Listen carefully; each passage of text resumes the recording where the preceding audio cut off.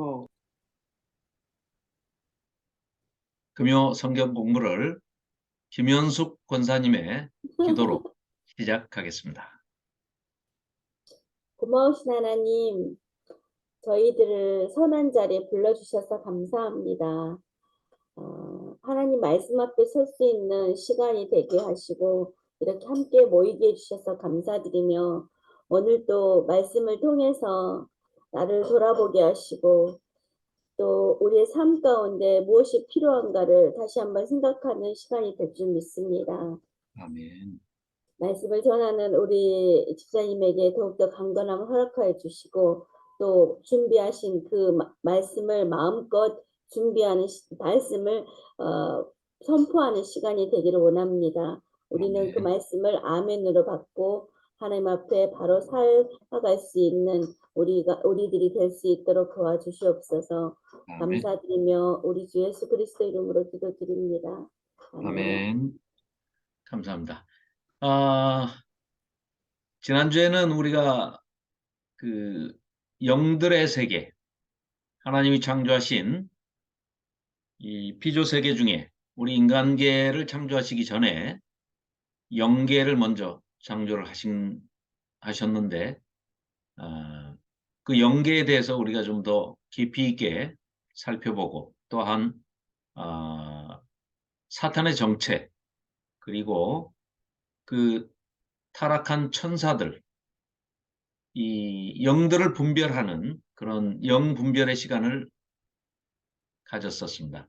지난 한 주간 그래서 이사야서 14장에 등장하는 사탄의 정체 너 아침의 아들 계명성이요 하면서 이중은유가 됐었던 그 내용을 가지고 우리가 살펴보고 그 이중 비유를 넘어서 영들의 세계에서 사탄의 존재에 대해서 우리가 살펴보았습니다. 자, 그리고 다시 이제 이사야서 15장으로 돌아와서 내용을 쭉 살펴볼 텐데요. 오늘은 그래도 이제 또 한 두 주간이 지났기 때문에 이사야서를 전체적으로 한번 훑어보는 것도 굉장히 좋을 것 같아요. 왜냐하면 이사야서가 방대한 분량이고 66장이고 지난번에 서두에도 말씀드렸지만 이사야서가 어렵게 느껴지는 이유가 첫째 66장까지 있다 보니까 예언서 중에 두 번째로 긴 책입니다. 예레미야서가 52장이지만 분량은 52장이지만 사실은 절로 따지면은 훨씬 더 분량이 한 10페이지 정도가 더 분량이 많습니다. 그리고 이제 이사야서가 66장인데요. 이 이사야서 66장이 두 번째로 큰 책이기 때문에 분량이 많은 책이기 때문에 무엇을 얘기하는지 분량이 커서 어렵고 두 번째는 과거, 현재, 미래가 왔다 갔다 하면서 막 섞여 있습니다. 그래서 금방 과거 얘기했다가 금방 미래 얘기했다가 다시 과거 얘기했다가 이런 문제들이 어렵게 느껴집니다. 그러니까 이걸 딱 세 덩어리로 구분을 하면 그 구조와 구성을 우리가 면밀히 알고 있으면 결코 어렵지 않은 책이거든요. 그래서 다시 한번 우리가 전체 리마인드를 한번 해보고 그러고 난 다음에 15장으로 들어가는 게 좋을 듯 합니다. 자, 그래서 화면 공유하겠습니다. 자, 이사야서 망각이 아닌 하나님께서 깜빡 잊어버리고 이스라엘 백성을 야야 니들 말 잘 듣고 순종하고 그랬는데 내가 깜빡 잊어버려가지고 니들 고생하게 했다 야 미안하다 이런 내용이 전혀 아니라는 거죠. 다 바꿔 얘기하면 무슨 얘기입니까? 일부러 하나님께서 사랑하시는데 이스라엘 백성들을 그 집단을 그 공동체를 너무나 사랑하시는데 도저히 하나님의 뜻을 받들지 않고 하나님의 말씀을 따르지 않고 불순종하고 불신앙하면서 계속해서 우상숭배에 빠지고 하나님을 등 돌리고 배역하고 폐역하고 하나님을 저버리고 멀리 달아나는 이 이스라엘 백성을 향해서 하나님께서 돌아오라 돌아오라 회개하고 돌아오라 언제든지 회개하고 돌아오면 받아줄 마음이 있으심을 늘 말씀을 하시고 선지자들을 보내시고 또 보내시고 외치시지만 끝내 배역하고 폐역하고 하나님을 등 돌리고 떠나버리는 이 페류나 같은, 또 아내로 따지면 바람나서 남편을 버리고 음란에 빠져버린 그런 바람난 창기와 같은, 음녀와 같은 그런 존재로 전락해버린 이스라엘을 말씀하십니다. 또 이제 뭐 잊어버리기 전에 말씀을 드리자면, 이 이스라엘 백성에게 가만히 있자. 40 우리 기왕에 이제 얘기가 나왔으니까 40 아니다. 54장 한번 볼까요? 이사야서 54장 한번 54장 한번 찾아주십시오. 그렇게 하고 54장 4절 5절 말씀을 송은영 집사님께서 읽어주시면 좋겠습니다. 네. 두려워하지 말라. 내가 수치를 당하지 아니하리라. 놀라지 말라. 내가 부끄러움을 보지 아니하리라. 내가 내 젊었을 때의 수치를 잊겠고 과부 때의 치욕을 다시 기억함이 없으리니 이는 너를 지으신 이가 내 남편이시라. 그의 이름은 만군의 여호와이시며 내 구속자는 이스라엘의 거룩한 이시라. 그는 온 땅의 하나님이라 일컬음을 받으실 것이라. 아멘. 아멘. 자, 지금 뭐라고 표현을 하십니까? 나는 너를 지으신, 나는 누구라고요? 네 이스라엘을 향해서 남편이라. 자, 왜 뜬금없이 남편 얘기가 나왔을까요? 우리가 이제 이걸 정말 면밀하게 왜 남편이라고 얘기를 하시는지 하나님의 그 심정을 우리가 깨달아야 됩니다. 사실은 자, 남편이라고 그러면은 우리가 혈족 관계를 맺는, 가족 관계를 맺었을 때 가장 가까운 사람이 누구죠? 배우자. 그렇죠. 부부는 무촌입니다. 천수가 없죠. 그죠? 부모 자식 간에는 일촌입니다. 거기서부터가 가장 멀어지기 시작한 가장 가까운 천수가 일촌입니다. 그러니까 부모와 자식이 일촌이에요. 부부는 천수가 없습니다. 아예 그 정도로 가까워요. 부부는 무촌, 부모 자식은 일촌, 형제간은 이촌, 그 다음에 엄마의 형제간과 나와 삼촌 관계죠. 굉장히 천수가 가깝네요. 삼촌. 사촌 관계는 뭐예요? 그 삼촌의 자식.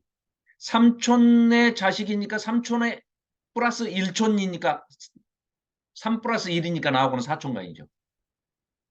네, 자, 이 천수 얘기를 왜 갑자기 하느냐? 우리가 레위기 25장에서도 나오듯이 고엘제도 들어보셨죠? 기업 물은다. 룻과 보아스. 그렇죠. 보아스가 가장 가까운 친척이 아니기 때문에 그 룻과 나오미의 기업을 물러줄 자기보다 천수가 더 가까운 친족이 있었잖아요. 그런데 그 사람은 이름이 안 나와요, 성경에. 기업을 물렀으면 보아스가 안 나오고 그 사람 이름이 나왔을 텐데 그 사람이 난 싫다. 내가 왜 내 친척을 위해서 그런 제도가 있지만 레위기 25장에 나오는 그런 제도가 고엘 제도가 있지만 기업 물음 제도가 있지만 나는 싫다. 거부를 했어요. 거부할 수도 있게 하나님께서 길을 또 열어 놓으셨어요. 그러면 마음이 동한 사람이 헤세드가 인애와 자비의 마음이 있어서 친족을 보살펴야 되겠다. 내가 가지고 있는 재물을 가지고 라고 생각을 하는 사람은 기업을 물음을 순서를 주는 겁니다. 자기가 가장 가까운 친족이 아니어도. 그러다 보니까 친족 중에 아무개 씨가 난 싫소 그러니까 고열제도 이제 그거 싫다고 그런 사람에 대해서는 어떤 벌이 주어지죠? 그건 네가 재물을 더 좋아했으니까 명예를 대신 잃어라. 그래서 신발에다가 침을 퇴 뱉어가지고 사람들 다 보는 앞에서 성문 입구에서 신발로 신발로 그 사람을 뺨을 때리죠. 그렇게 해서 너는 이제 자격 박탈. 너는 돈하고 사러 가. 하고 그 다음 먼 친척. 그 다음 가까운 친척. 보아스. 그러니까 보아스가 네, 제가 하겠습니다. 해서 룻을 나오미를 기업 물러주고 데려오죠. 그렇게 해서 결혼을 하고 거기에서 다윗이 그러니까 이세를 낳고 이세가 또 다윗을 낳고 다윗의 후손으로 예수님이 오시죠. 그게 뭘 얘기할까요? 하나님께서 하나님이신 독종자, 독생자 예수님을 하나님 예수님을 대신 보내서 우리를 사신 거죠.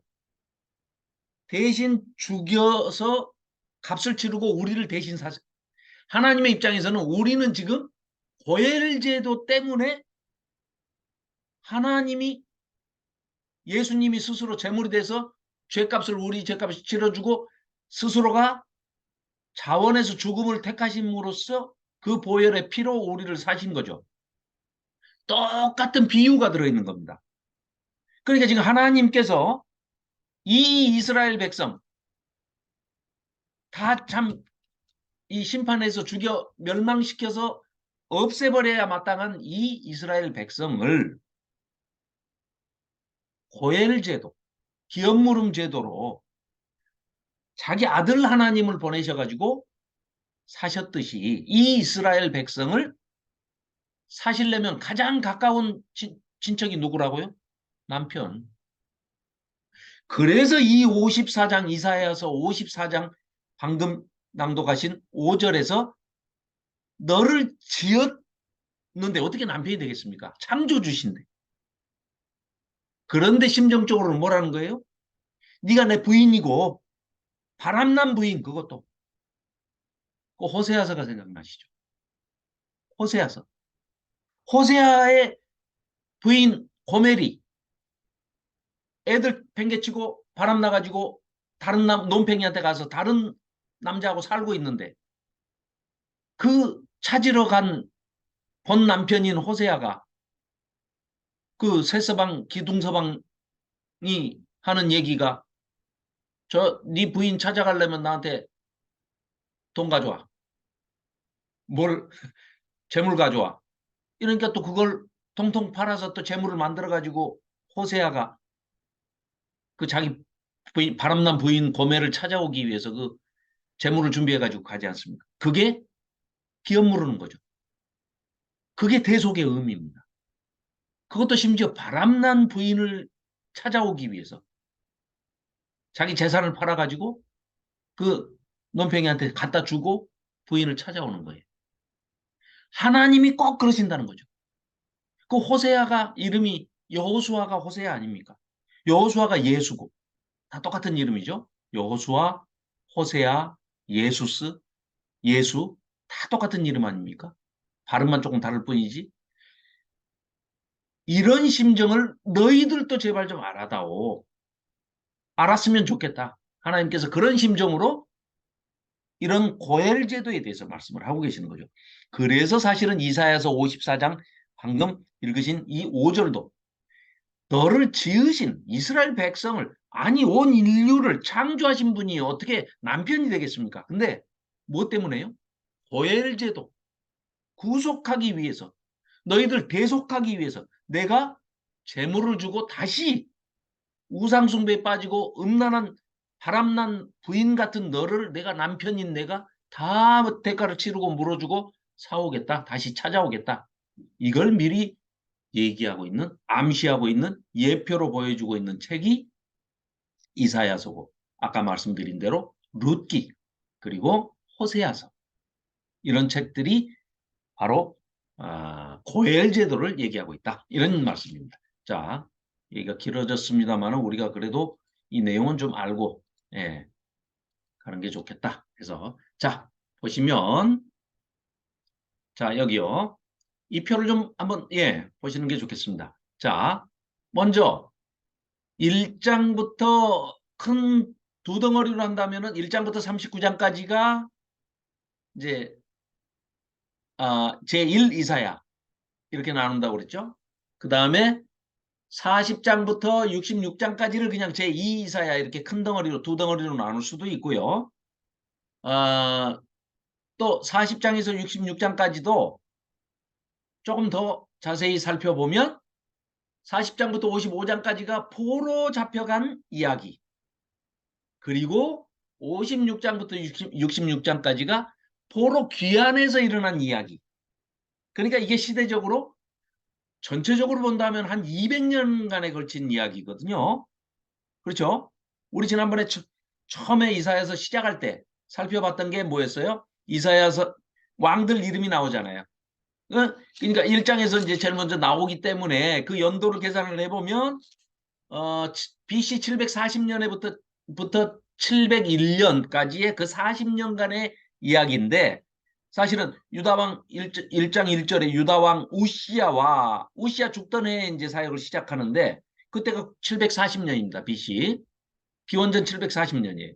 그러면 실은 지금 포로 귀환해가지고 성을 다시 구축한 것은 536년이거든요. BC. 그러니까 200년간에 걸친 이야기예요. 이 얘기가. 그러니까 한 사람이 200년 동안 살면서 이사야가 이걸 전체적으로 다 썼을 수는 없다. 그러나 그 저자의 문제가 이 저작권에 대해서 뭐 누가 시비하지 않으니까 그게 너무 뭐 우리가 뭐 깊이 있게 공부할 필요는 없습니다만은 그래도 이제 제1 이사야, 제2 이사야, 요새는 이제 학자들이 제3 이사야까지도 이렇게 구분을 해서 얘기하는데 우리는 이제 전체적으로 살펴보되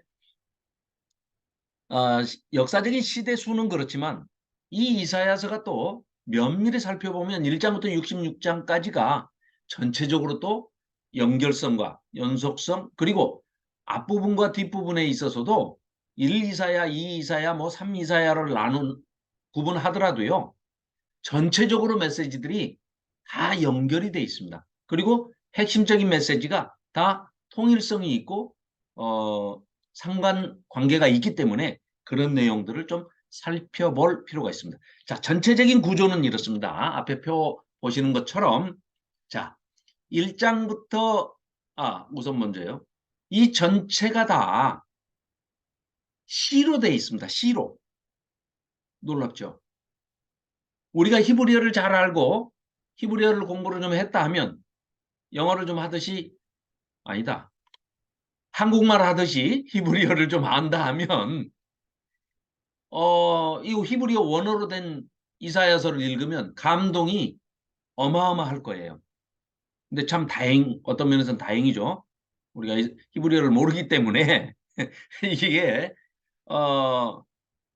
시적인 그 어떤 그 뉘앙스나 이런 것들을 전혀 이제 우리가 느끼지를 못 보고 그 감성을 뭐 체득할 수가 없어서 안타까운 일이기도 합니다만은 1장부터 66장까지가 전부 시로 쓰여져 있는 이 이사야서가 딱 두 군데만 산문체로 쓰여 있습니다. 어떤 대목이냐? 6장부터 8장까지 그 대목이 아하스 왕에 대한 역사 이야기입니다. 그래서 산문체로 쓰였고요. 또 36장부터 39장까지가 아시다시피 히스기야 왕의 스토리예요. 히스기야 이야기예요. 그래서 이 두 왕 이야기만 61장부터 66장까지 전부 시어체로 딱 쓰여 있는 이 이사야서의 산문체로 아하스 왕 6, 7, 8장 딱 들어가 있고 또 산문체로 히스기야 왕 해가지고 36, 7, 8, 9, 39장까지 이 두 군데가 딱 들어가 있는데 놀랍게도요. 이 두 가지의 역사적 사실에 관한 이야기, 산문체로 쓰여진 이야기가 똑같은 구성으로 돼 있어요. 머리가 이제 조금 아플라고 그러죠. 그런 것까지 우리가 알아야 되느냐. 그런데 그래도 누가 그런 얘기를 하면 그거 들어본 적 있다. 그 뭐 조집사라는 사람이 그런 얘기를 하던데 그게 엉터리는 아니었구나. 그 상당히 깊이 있게 연구를 하는 학자들도 그걸 이제 발견을 못하는 학자들도 있고 그걸 또 발견한 학자들이 또 이제 주석을 이렇게 쓰기도 하고 그래요. 그런데 놀랍게도 이사야서 1장부터 66장까지 주석을 다 쓴 학자는 거의 없습니다. 근데 다행히 노후 목사님께서 전체적으로 1장부터 66장까지를 전체적으로 다 어, 어, 주석을 이제 다 하셨는데 그 중에서 이제 우리가 살펴보는 이 두 가지 내용들이 어떤 공통점이 있느냐 이런다면 장소가 똑같고 두 번째 사건 배경이 똑같습니다. 아하스 왕 때는 그 시리아, 수리아, 아랍 나라가 쳐들어오고요. 히스기야 때는 아시리아가 쳐들어오고 이런 정도만 좀 차이가 있을 뿐이지 그 사건의 배경이 똑같습니다. 또 두 왕이 두려움에 떠는 것도 똑같죠. 그러니까 이제 하나님께서 선지자를 보내서 격려를 하죠. 격려를 해요. 이사야가 또 격려를 하니까 이 두 왕이 똑같이 징표를 달라고 그래요. 그래서 아하스 때는 징표가 뭐였어요? 처녀가 젊은 여자가 아이를 낳을 텐데 그 아이의 이름이 임마누엘이다. 즉 하나님이 너희와 함께 계신다는 게 징표다. 너희들 외부에서 침략, 외적이 쳐들어와도 놀라지 마라. 두려워하지 마라. 그런데 차이점이 있다면 아하스는 믿지 못해요. 그러니까 징표도 필요 없답니다. 징표 구하지 않겠노라 하니까 뭐 굉장히 억수로 믿음이 좋아서 그런 게 아니고요. 믿음이 아예 없으니까 그 징표가 뭐 필요 없다는 거예요. 자기 구하지 않겠노라. 그러고 안 믿어. 안 믿겠다는 거예요. 아하스는. 그래서 우리가 닉네임을 붙였죠. 정신 나간 아하스. 예, 착하지만 얼빵한 히스기야. 히스기야는 또 아니 그렇게 해서 또 그래요. 아하스보다는 낫죠. 그런데 히스기야가 기도도 하고 뭐 생명의 연장도 받고 하지만 하룻밤에 또 18만 5천 명을 아수르 군대를 하나님께서 다 하룻밤에 그냥 송장이 되게 시체가 되게 만들어 주시기도 하죠. 그렇게도 하지만 이 사람 어떻게 해요? 그래서 외국에서 사절들이 오면 누구를 자랑해야 되겠습니까? 그 사람들이 올 때는 하룻밤에 그 대군 18만 5천이 다 죽어가지고 아수르가 하룻밤 사이에 물러났어요. 그랬으면 얼마나 두려움에 떨었겠어요. 이 사람들이 왔을 때는 와 히스기야가 어마어마한 그 통치자구나. 아주 그냥 능력이 어마어마하구나. 이렇게 알고 두려움에 떨어서 다들 넘볼 생각을 못 할 텐데 이런 쪼다같이 하나님 얘기는 쏙 빼놓고 아니 왔을 때 자기가 그 하나님은 뭐든지 하실 수 있어. 뭐 아수르도 뭐 아수르 군대도 18만 5천을 하룻밤에 죽이실 수도 있고 너희 바벨론도 어? 얼마든지 하나님께서는 도구로 쓰실 수 있고 쓰시고 또 너희들 까불면 다 버려버리실 수도 있고 없애버리실 이렇게 하나님을 자랑을 했으면 두려워서 와 이들이 믿는 신이 아마 최고 신이구나 이러고서 침략하지 않았을 텐데 이 쪼다 같은 사람이 안에 내탄고까지 다 보여주고 금 있는 거 다 자랑하고 성전 하나님 성전 자랑을 하는데 전부 금으로 돼 있잖아요 성전이 그러니까 나중에 결국은 어떻게 됩니까? 와가지고 금 다 뺏어가죠. 도둑을 불러 아주. 그래서 이제 약간의 그런 차이가 있지만 결국은 이런 점들이 이제 공통점까지 있어서 자, 다시 말씀드리지만 전체적인 그 이사야서의 문체가 시로 구성이 되어 있는데 산문이 두 군데가 딱 끼어 들어오는데 6장 8장까지가 아하스, 그다음에 36장부터 39장까지가 히스기야 이야기가 산문체로 역사 이야기가 끼어들었다. 또 두 스토리의 공통점이 그대로 있다. 많이 있고 이제 아까 방금 차이점 말씀드렸죠. 자, 간단하게 살펴보면 이렇습니다. 1장부터 12장까지가 유다, 이스라엘 백성, 너희들이 말을 안 들었으니까 너희들 하나님은 공의의 하나님이시기 때문에 심판을 하십니다. 그런데 이방 나라에 대해서는 심판을 하시고 거의 이방 나라에 대해서는 대부분 심판하시면 끝장이 납니다. 뭐 회복의 메시지, 소망의 메시지, 구원의 메시지라든지 위로와 소망을, 구원을 별로 해주지 않으셔요. 그런데 이스라엘 백성에 대해서는 너희들은 아까 우리 살펴봤지만 내가 너희 남편이야. 어떤 데는 너희는 내 아들이야. 이렇게 얘기하시잖아요. 그럼 이제 일촌 아니면 무촌 어쨌거나 제일 가까운 친척이니까 고열제도 구속하시고 기업 물러주시고 대속해 주시겠다는 그 말씀이 거기에 내포되어 있는 거죠. 그래서 먼저는 유다를 심판한다 말씀하십니다. 그러면 이제 지들이 잘못해가지고 심판을 징계를 당하고 징벌을 당한다고 생각을 안 하고 입이 이만큼 나오겠죠. 우리보다 더 못된 저놈들은 뭐 아예 하나님 섬기지도 않는데 우리는 그래도 형식적으로라도 제사도 지내고 예배당도 가고 봉사도 하고 헌금도 하는데 이 사람들 헌금 잘했거든요. 헌금은 기가 막히게 했어요. 박하 이파리까지 9개는 이쪽 주머니, 10번째 것은 요쪽 주머니 해가지고 하나님께 바칠 것을 엄밀하게 구분을 해서 이렇게 바쳤던 사람들입니다. 이 당시에도. 그러니까 형식은 그대로 잘 지켜요. 그런데 뭐예요? 제일 중요한 것은 하나님을 사랑하는 마음이 없다. 예수님 오셔서 질타하시는 게 그 말씀이었죠. 너희가 11조도 잘하고 뭐 제사 잘 지내고 너무너무 잘하는 거 다 한다. 그러나 너희 마음속에 하나님 사랑하는 마음이 없음을 내가 알았노라. 너희가 이 독사의 자식들아, 독사의 자식이 아니죠. 독사의 새끼들아, 너희가 어떻게 지옥의 판결을 면하겠느냐. 땅, 끝. 판결 끝입니다. 껍데기로 하는 거, 겉으로 하는 거, 형식적으로 하는 거, 제의적인 종교 행위, 위선적인 종교 행위 다 쓸데없는 짓들이다. 필요 없다. 그 말씀하시는 거예요. 이 당시에도 그랬습니다.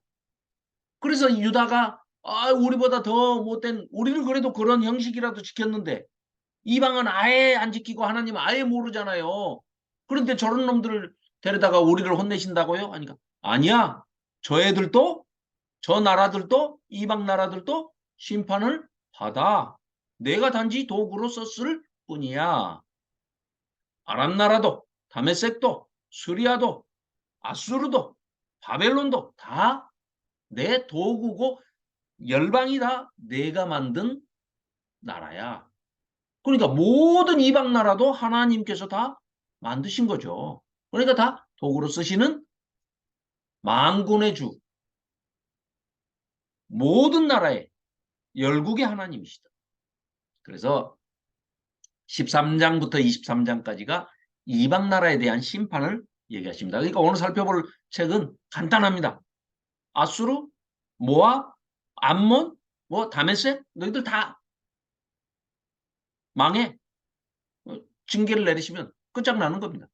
그리고 24장부터 27장까지가 이른바 이사야의 종말론 이렇게 얘기하는 온 세상, 온 나라에 대한 그러니까 13장에서 23장에 나오는 것은 이스라엘, 유다 주변 나라들에 대한 심판이고 24장부터 27장까지는 온 세상에 대한 심판. 그런데 그 종말이 저 뒤에 있는 진짜 요한계시록에 나오는 이 인류 전체의 종국사적 종말까지를 언급을 하고 있는 거죠. 자, 그리고 그 재앙과 회복에 대한 선포가 28장부터 35장까지에 나옵니다. 여기에 주제는 거룩하신 심판자. 하나님은 참고로요. 이스라엘의 거룩한 분이라는 표현이 구약 전체에서 보면 30번이 나옵니다. 30번이 나와요. 30번. 거룩하신, 그러니까 이스라엘의 거룩하신 분이라는 표현이 30번이 나오는데 놀랍게도 이사야서에서만 25번이 나옵니다. 그러면 이사야서가 심판을 하시기는 하시지만 이스라엘의 거룩하신 분으로서 이스라엘만 심판하시는 게 아니고 이스라엘 주변에 있는 이방 나라들도 심판하시고 온 세상도 심판하신다. 그러나 또 회복의 메시지를 주십니다. 그래야 아니 댁이 누구신데 무슨 권리로 이스라엘을 심판하시고 이스라엘을 회복시켜 주시고 우리는 또 왜 심판하세요? 하고 따지면 하나님의 그 어떠신 분이라는 것을 하나님의 어떠하심을 선포하셔야 될 거 아닙니까? 그 얘기가 바로 이 얘기입니다. 나는 온 세상을 심판하는 심판주야. 그리고 온 세상을 또 구원하시려면 구원하실 수 있는 구원주야. 그런데 내 백성, 내가 남편이고 내 부인이라고 하는 네가 내 아내야 라고 하는 이스라엘은 내 백성이기 때문에 내가 구원할 거야 하고 구원까지도 선포하실 수 있다. 회복도 소망의 메시지도 함께 심판하실 권한도 있으시고 시켜줄 권한도 있으시다는 것을 선포하시는 그런 얘기죠. 그래서 거룩하신 심판자 그렇습니다. 그리고 아까도 말씀드렸지만 갑자기 이야기가 또 끊어져서 어떤 전환점이 되는 거기까지 이제 자 다시요. 앞부분은 이스라엘, 유다 너희 심판 뭐 죄가 많으니까 뭐 대표적으로 아까 말씀드렸던 자 죄가 세 가지가 있어. 첫째는 종교적인 위선. 종교적인 위선을 하고 형식으로만 너희들 하나님 모신다고 그러고 이런 짓들을 했지 않냐. 하나님 사랑하는 마음이 없어. 이거 선포하죠. 그러니까 재판장은 하나님이세요. 정의는 1장에 뭐라고 나왔습니까? 정의를 부르는데 하늘들이여 들으라 땅이여 귀를 기울이라 뭐 이러잖아요. 증인이 뭐예요? 우주 천지 만물이 증인이에요. 증인. 그 다음에 그럼 비고는 당연히 이스라엘 백성이죠. 유다. 자, 죄목. 죄가 뭐라고요? 첫 번째, 종교적인 위선. 너희들 그런 제사 나 안 받겠다. 두 번째, 사회적인 불의. 약자를 배려하고 힘없는 사람들을 너희들이 도우라고 그랬는데 어떻게 합니까? 이 사람들이 고아와 과부의 재산을 넘보고 뺏고 힘없는 약자들의 손을 비틀어서 도와주는 거 챙기고 섬기는 게 아니라 지도자들이 얼마나 앞장서서 못된 짓들을 하는지 우리가 지난번에 미가서 그렇죠? 예. 또 그 아모스 호세아서 아모스에서도 사회정의 외치는 거 봤죠? 아모스 호세아 또 미가 나훔 이 앞전 이런 그 예언서들을 이제 우리가 살펴봤지만 그런 내용들 사회 정의를 실현하지 않는 그런 것에 대한 죄를 따지십니다. 하나님께서. 자, 그리고 세 번째는 이 온 세상의 주인이 하나님이시다. 이 세 가지를 지금 선포하고 명시하시면서 지금 심판을 하시는 거죠. 자, 그리고 히스기야 이야기가 36장부터 39장까지 나오고요. 그래서 히스기야의 어떤 그 하나님에 대한 신뢰, 믿음과 순종에 관한 문제, 그리고 과가 나오죠. 히스기야가 어떤 것은 잘했고 어떤 것은 잘못하고 실수한 부분들, 특히 그 므낫세를 낳은 부분은 정말 천추의 한이 되죠. 결국은 이스라엘이 망하게 되는 AD 70년에 결국은 멸망하게 되는 마지막에 종국사적 종말은 아니지만 망하게 되는 가장 첫 번째 원인이 므낫세의 악행이죠. 결국은 이 이사야 선지자도 우리가 지난번에 말씀드렸지만 므낫세가 나무 사이에 있는 그 므낫세를 톱으로 켜서 죽이는 그런 만행을 저지르죠. 자, 그런 자를 히스기야가 낳았다는 거죠. 므낫세. 히스기야가 아버지죠. 므낫세. 자, 그렇게 하고 40장부터 66장까지를 구원과 회복의 메시지 이렇게 살펴볼 수가 있습니다. 그래서 여기에 갑자기 이제 등장을 하는데 구원에 대한 주체가 달라져요. 여호와의 종이 등장을 합니다. 40장부터는. 자, 그리고 나중에 회복을 시키는데 스케일이 얼마나 크냐. 뭐 그냥 이스라엘 백성, 이스라엘 땅, 뭐 이 정도 뭐 새하늘과 새 땅 이런 그 이스라엘만 이렇게 회복을 시켜준다는 게 아니라 온 우주적으로 전 지구적으로 새하늘과 새 땅. 그러니까 아마 우리가 생각하고 있는 우리가 살고 있는 3차원, 즉 시간의 연장선상에서의 그 시간도 아니고 우리가 지금 살고 있는 이 지구라는 이 공간의 연장선상도 천국은 아니라는 얘기죠. 새하늘과 새 땅이 천국의 새 수도, 새 예루살렘 성이 수도인데 그게 하늘에서 이렇게 만들어진 창조된 것이 내려오는 장면이 요한계시록에 묘사가 되어 있는 걸 보면 그러미루어 보건대 우리가 갈 천국이라는 것은 이 지금 우리가 살고 있는 3차원의 연장선상이 아니다. 전혀 새로운 시공간을 얘기하고 있는 것이고 또 스케일 자체가 완전히 다르고 그런데 놀랍게도 53장부터 새로운 메시아 이게 집단으로 공동체로 얘기하면 이스라엘 공동체 맞습니다. 이스라엘 민족 맞습니다. 그런데 그 싹이 단수로 쓰여져 있는 한 인물로 얘기를 한다면 그거는 다름 아닌 예수 메시아이신 예수 그리스도를 향하고 있다. 이렇게 볼 수가 있습니다. 그래서 거룩하신 구원자, 구원주 되시는 하나님과 또 예수 그리스도를 예표적으로 암시적으로 메시아적 메시지를 던져주고 있다. 이렇게 볼 수가 있습니다. 그래서 전체적인 주제는 거룩하신 하나님을 우리가 어떻게 신뢰할 것인가, 신뢰할 수 있느냐, 없느냐.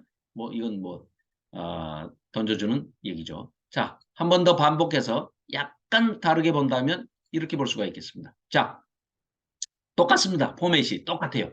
앞부분이 심판의 예언들. 어디에 대한 심판이요? 똑같습니다. 유다에 대한 심판.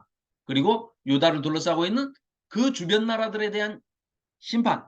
그리고 주의 날에 대한 예언이 나오는데 이게 바로 심판의 날. 종국사적 종말의 날까지도 그러니까 한마디로 이사야의 종말론이다. 이렇게 말씀을 드렸었죠.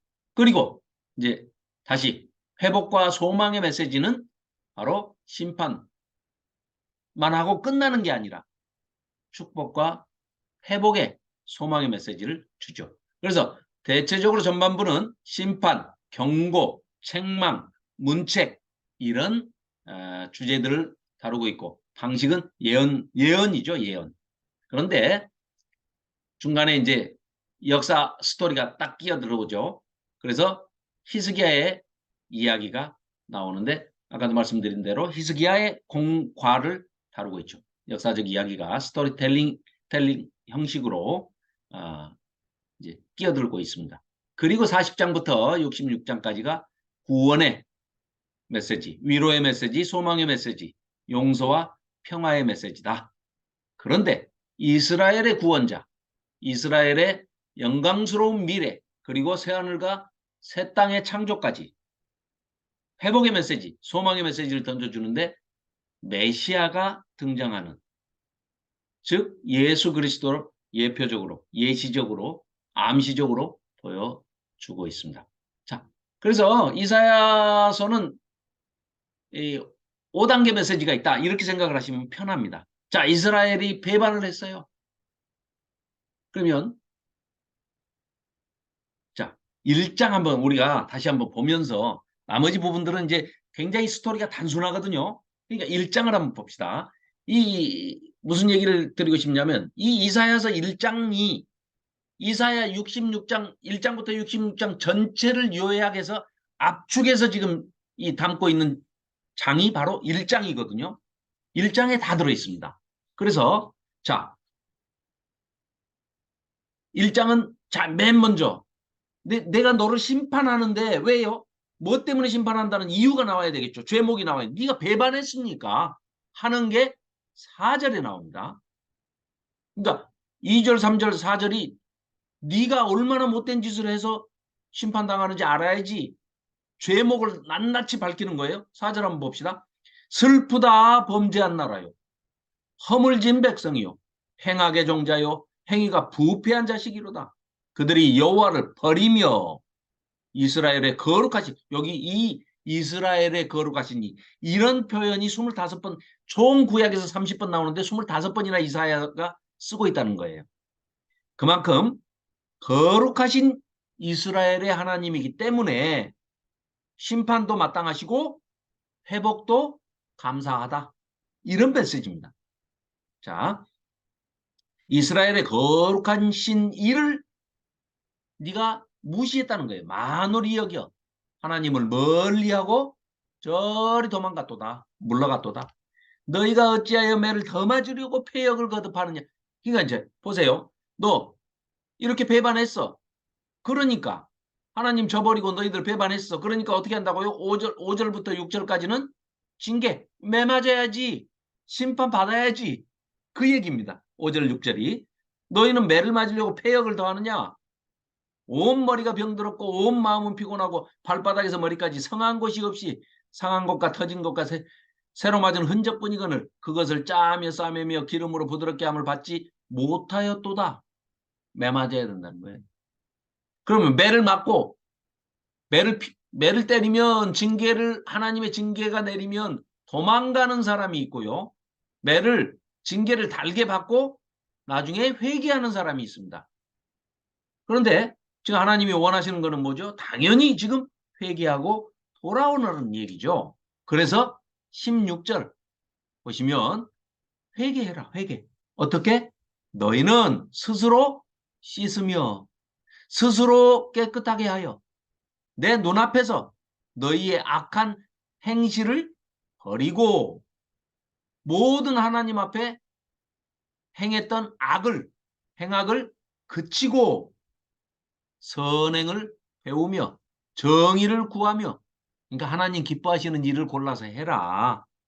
그게 회개다. 그게 말로만 입으로만 하나님 잘못했어요. 아니야. 그거는 매가 더 맞기 싫으니까, 매 더 맞기 싫으니까 아프니까 하는 소리일 수도 있으니까 네가 마음으로 진정으로 회개하는 것은 뭐다? 행동이 바뀌는 것이다. 그러니까 어떻게 하라고요? 지금까지 저질렀던 그 일, 고아와 과부를 챙기고 변호하고 신원하고 도와주고 학대받는 자들을 챙겨주고 섬겨라. 고엘제도. 아니래. 고엘제도가 지금 이 이스라엘 백성들이 잘 지켜왔다 하면 자본주의 같은 것도 생기지가 않겠죠. 이게 확장이 돼가지고 대한민국에까지 이런 제도가 고엘제도가 순순하게 받아들여져 가지고 했다면 하나님이 처음에 레위기를 주셨던, 율법을 주셨던 그 정신을 그대로 이어져서 온 세상 백성들이 지키고 있었다면 자본주의가 필요 없는 거죠. 말 그대로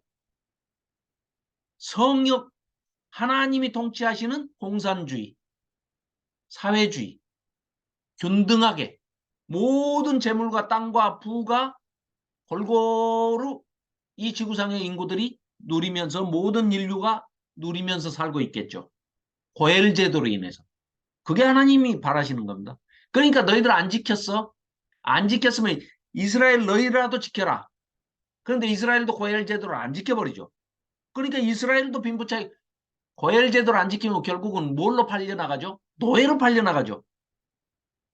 자기 이제 나중에 잡힐 게 없으니까 자기 몸뚱아리가 노예가 돼서 팔려서 나가니까 고엘 제도로 인해서 7년에 한 번씩 아니면 이제 50년 희년제라는 게 주빌리 희년제가 나와가지고 노예에서 해방시켜 주시죠.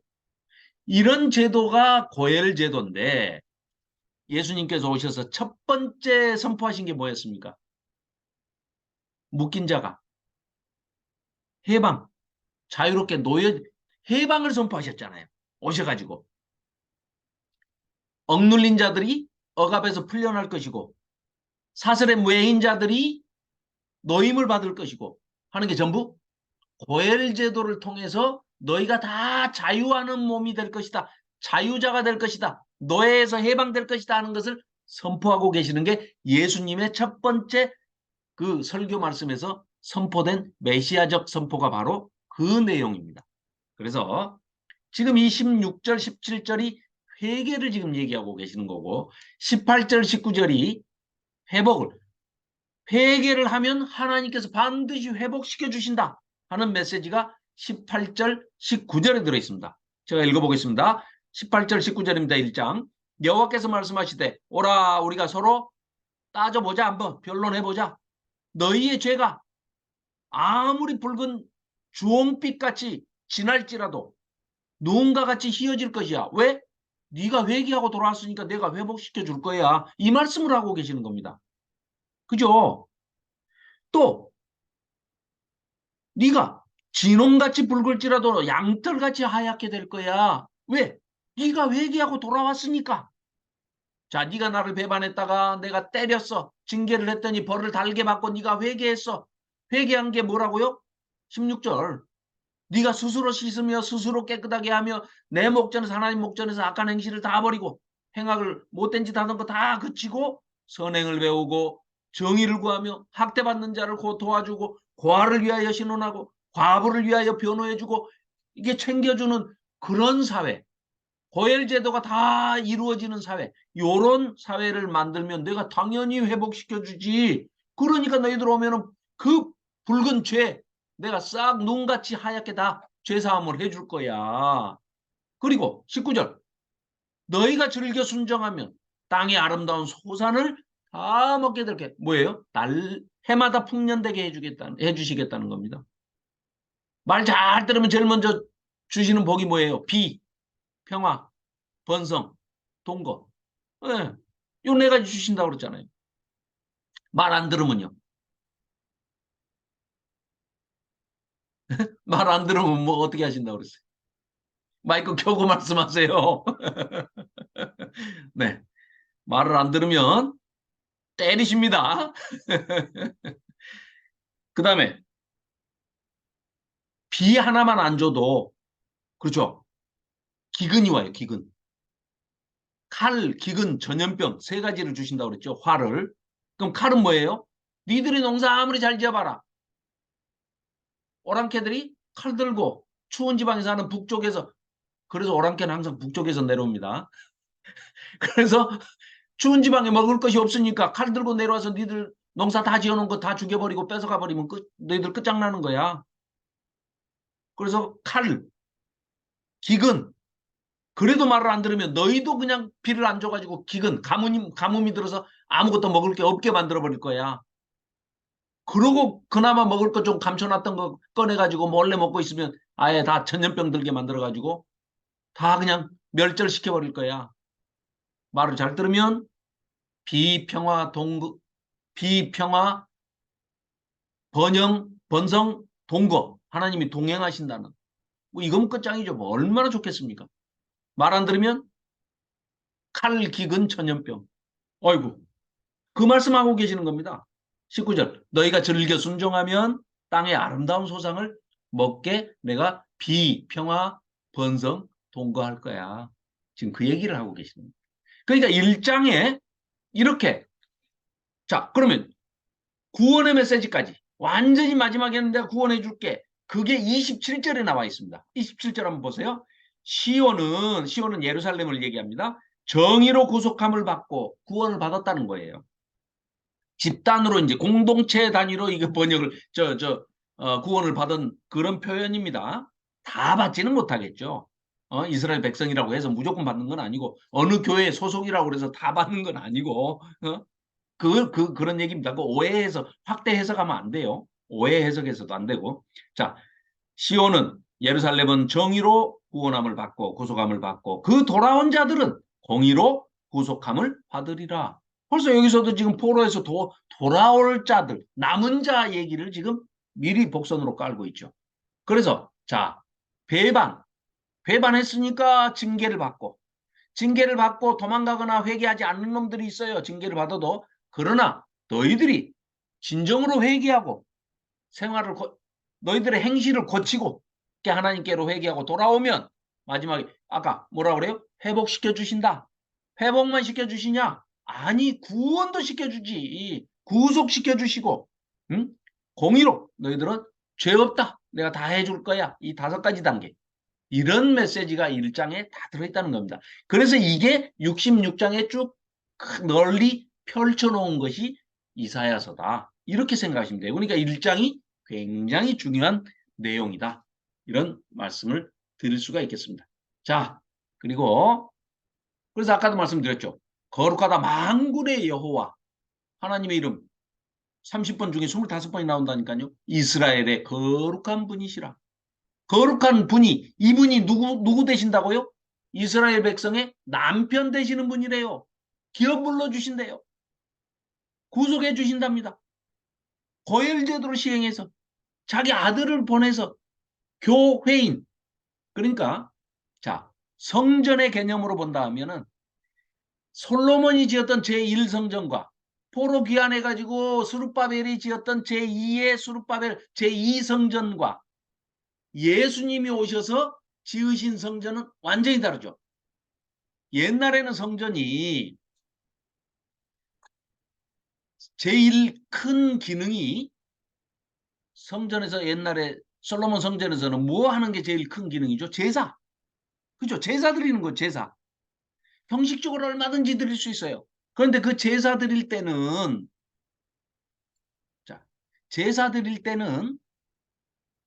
우리 생각해 봅시다.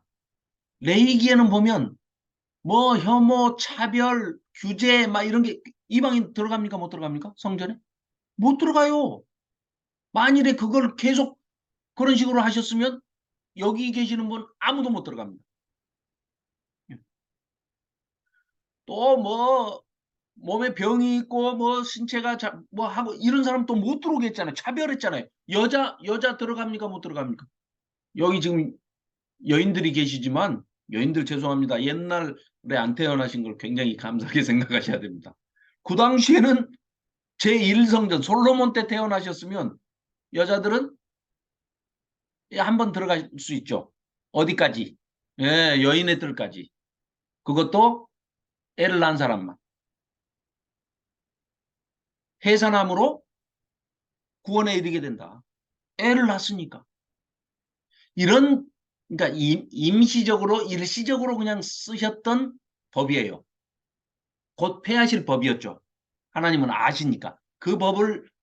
그러나 그 법은 동물 제사에 국한된 겁니다. 딱 폐하셔버렸죠. 그걸 폐하시는데 어떻게 폐합니까? 성전의 개념이 완전히 바뀌어버리죠. 예수님 오셔가지고 예수님 오시기 전까지의 성전이라면 이스라엘 백성한테는 뭐예요? 솔로몬 성전, 그 다음에 수룹바벨 성전, 그 다음에 헤롯 성전, 로마 통치할 때 AD 70년에 결국은 그것도 다 불태워서 없어져 버리지만 헤롯 성전까지 전부 동물 제사를 지내는 곳 이렇게 생각을 했는데 여기서 지금 이사야서에 뭐라고 그럽니까? 만민이 기도하는 집이다. 개념이 완전히 바뀌어버린다. 그리고 예수님 오셔서 뭐라고요? 누구나 옛날 같으면 이방인 구원이 없어요. 그런데 예수님은 성전이 이런 건물 껍데기 성전이 아니고 너희가 성전이다. 너희가. 예배당 건물이 성전이 아니고 솔로몬 성전, 뭐 수르바벨 성전, 헤롯 성전, 그 건물이 성전이 아니고 너희 몸이 성전이다. 왜? 성령이 하나님의 영이 거하시는 곳이기 때문에 너희가 성전이다. 개개인이 성전이다. 그러니까 이제는 성전의 개념이 완전히 바뀌었다. 그래서 이방인도 구원에 이르게 된 거죠. 또 어느 누구도 뭐 우리가 뭐 여기 지금 장애 안 가진 사람이 어디 있어요? 인간은 다 죄가 들어오면서 다 장애가 있습니다. 그걸 다 극복하게 해주시는 곳이 궁극적으로 우리가 갈 천국 하나님 나라죠. 그러니까 민서야 걱정할 거 하나도 없어. 하나님 앞에 이제 우리 조금 있으면 설 텐데 하나님 앞에 가면 민서가 원하는 대로 키가 뭐 어느 정도 됐으면 좋겠어요. 그 네가 평소에 그 노트에다 쓸 필요 없어. 네가 마음 먹었던 거 다 하나님 알고 계시니까 쫙 뭐 한 175 정도 키가 탁 되고 좀 더 커야 되려나? 엄마 좀 나눠주게? 뭐 그런 거 우리 좀 불편한 거 아니 나도 이게 이제 주름이 많이 생기는데 그런 것도 이제 다 없어질 거야. 그게 무슨 말이냐? 어, 그런 묘사들이 우리가 계시록에 다 나와 있고 종말론 소스에 다 나와 있는데 한마디로 얘기하면 이런 겁니다. 이 죄가 들어온 지금 현실 세계는 결핍입니다. 결핍. 풍족이 없어요. 충만이 없습니다. 뭐든지 결핍이에요. 그러니까 고통과 고난이 있고 환란이 있고 재앙이 있는 겁니다. 뭐가 결핍이 돼도 결핍이 돼요. 부족함이 있어요. 우리가 살고 있는 이 현실 세계는. 그러나 원래 하나님께서 창조하신 에덴 동산, 첫 번째 성전, 에덴 동산, 또 맨 마지막 성전, 새하늘과 새 땅, 그 천국에는 우리가 영생복락, 영원히 하나님과 함께 예수님과 성령님과 함께 살 그곳은 결핍함이 없다는 거죠. 그러니까 슬픔도 없고 눈물도 없고 어두움도 없고 항상 밝고 햇빛이 가득 차 있고 모든 것이 충만하고 풍성하고 꽉 채워져 있어서 결핍함이 부족함이 슬픔이 없다는 거죠.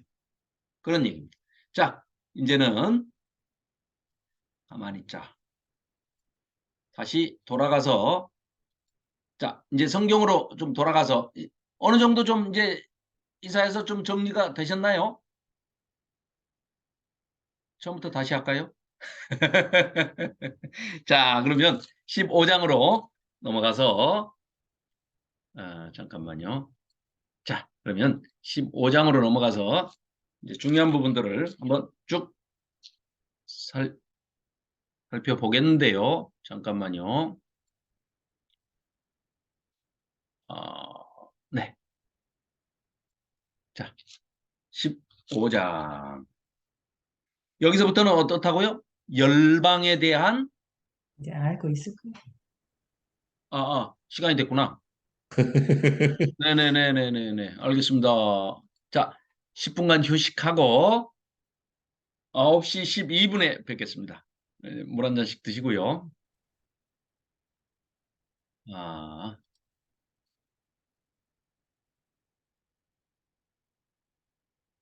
자, 화면 공유하겠습니다. 자, 이사야서 15장부터 18장까지는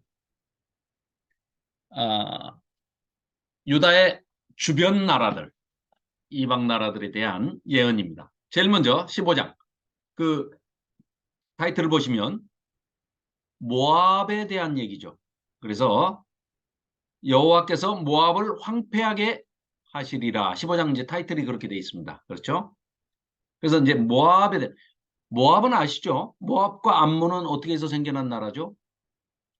롯과 그 두 딸, 소돔과 고모라가 멸망당할 때 아브라함의 조카 아브라함을 생각해서 롯을 구출해 주시지만 그 아내는 미련이 남아서 뒤돌아보다가 소금 기둥이 되고 두 딸은 정혼한 약혼 남자들이 있었는데, 결혼할 남자들이 있었는데, 그들이 롯의 말을 콧등으로도 콧방구도 안 끼고 믿지 않았죠.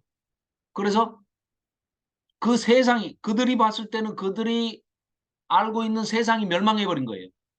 화산 폭발로 그냥 다 없어져 버린 겁니다. 재가 돼 버리고 없어져 버린 거예요.